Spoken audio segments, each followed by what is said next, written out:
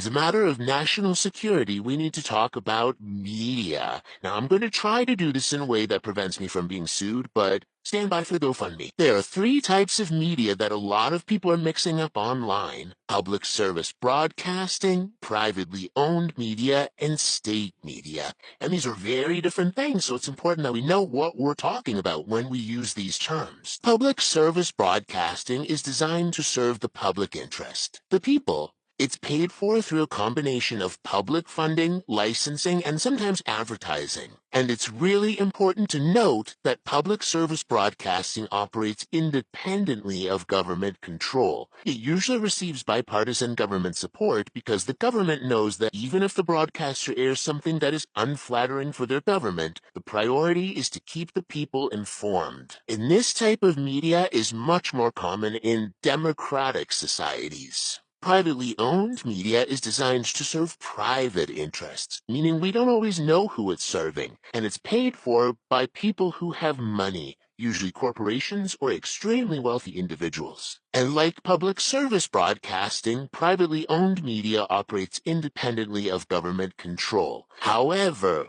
while it's supposed to adhere to government rules and regulations, these wealthy private interests have enough money to lobby for the rules and regulations that they want. So this type of media is very prevalent in societies where a small group of people hold a lot of power. State-owned media, and it's important to understand that I'm talking about nations, is designed to serve the interests of the state as determined by the person who controls that state. It can be paid for in a variety of ways, usually by the people, but the most important thing to know is that this type of media is entirely under government control, and other types of media are not usually present. So this type of media is usually what's seen with this type of regime. And if you're someone who cares about freedom of expression, which I'm assuming you are if you're watching this, it's important to know that with this type of media, the only person who gets it is the person who controls the state. And with this type of media, the only people who get it are the ones with money. Otherwise, it's very hard. And with this type of media, in theory, everyone gets it, but it does depend on how well it's executed. And this can be a bit of a spectrum rather than concrete categories, right? Because a country that has this type of media to begin with can slowly, over time, become a country with predominantly this type of media. And a country that starts with mostly this type of media can, over time, slowly or quickly, become a country that has this type of media. And it can be confusing because sometimes there's media that comes from the state with information that's of public interest, shared in media forms that benefit private interests. So where the crap is that supposed to go? Thankfully, there are ways that we can tell that we're shifting from one place on the scale to another.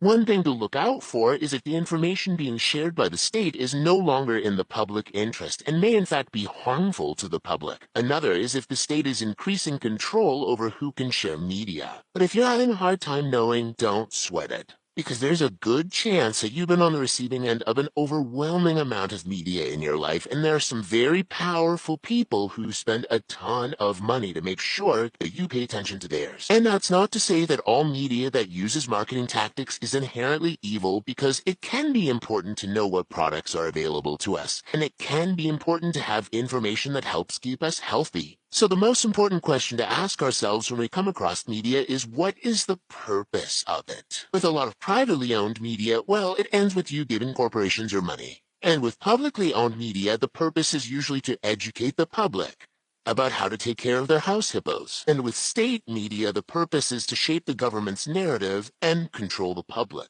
It may use some of the tactics that publicly owned and privately owned media use, so what are things that make it different? Well, for one, the intensity of repetition is usually higher. Now, I know that's hard to gauge in North America because we have so many ads, but for example, notice when you see the exact same message coming from hundreds of fake accounts online all at once, saying the same thing over and over and over again, especially if it's political. There's also a promotion of certain ideologies like nationalism and a specific religion, while encouraging hate and disdain for others and for human rights. And a consolidation of media outlets, as well as the elimination of media that doesn't align with the specific ideologies of the state, is almost always indicative of this. So if you're starting to notice that in this context, there's a lot of this happening, then there's a good chance that there's a lot of other stuff going on as well. Interesting. Now, what about Canada?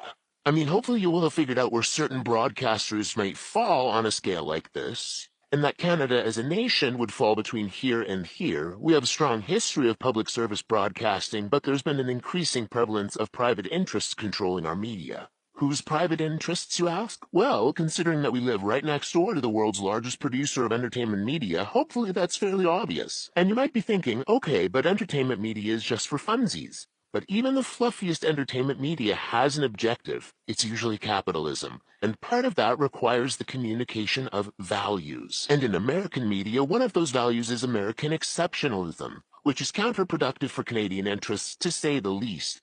On a completely unrelated note, do you know what narcissistic abuse is? But even for Americans, some of the themes that come up again and again and again in American media have an impact. For example, it normalizes certain struggles that a nation as rich as America shouldn't really have to struggle with. And it consistently tells people that the only way to escape those struggles is to main character energy their way into getting rich enough that they're less likely to be affected by them, not to actually eliminate those struggles from society. And even when there's media with different messages, it's usually paired with more media that distracts from those messages and amplifies the other ones. And if you don't think that these messages add up over time, well, turn on the news and look at the Canadians doing debate lives on TikTok on whether or not being invaded by America would be a good thing. Because here's the cool/unfortunate thing about brains. If they're working the way they're supposed to, then they will want to learn the things that media is trying to tell them.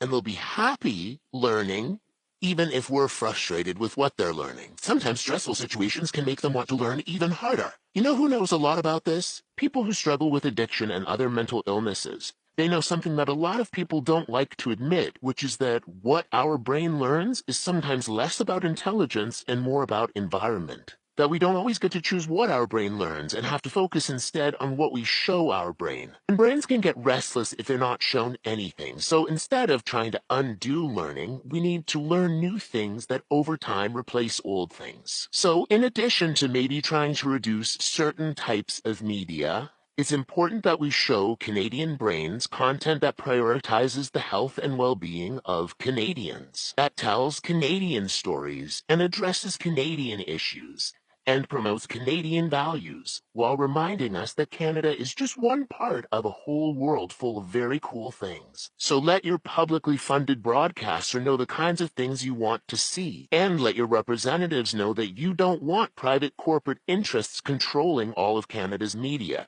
especially if those interests do not serve Canadians. And do not hesitate to take serious action the second that you start to see this. In fact, start to take serious action when these people start to get too powerful. In Canada, that's right now.